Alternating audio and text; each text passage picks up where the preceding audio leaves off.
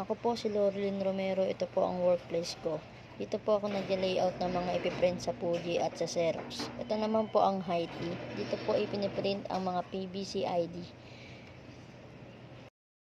Dito naman po ay mga stock ng papel at iba-ibang klaseng papel para sa machine printing. Dito naman po ay nakalagay ang mga clipboard for sample, for approval, for production.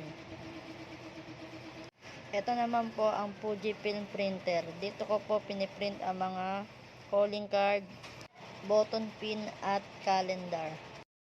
Ito naman po yung Xerox printer. Dito ko rin po piniprint yung mga button pin at calling card. Ito naman po ang cutter. Dito ko po kinakat yung mga layout ng tumbler, clock at sticker. Dito naman ay guillotine machine. Dito po ay may maximum cutter na dapat kinakat tulad ng calling card, calendar. Ito naman po ay ang calling card cutter. Dito po ako nagkakat ng mga calling card.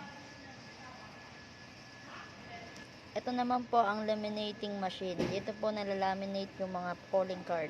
Ako si Lorilyn Romero. Masasabi ko na maayos ang work area ko. Kapag maayos ang workplace natin, makakatrabaho tayo ng maayos at magagawa natin ang mga pending orders ng walang distraction. Dahil organized ito at hindi makakapagsagabal sa pagtatrabaho.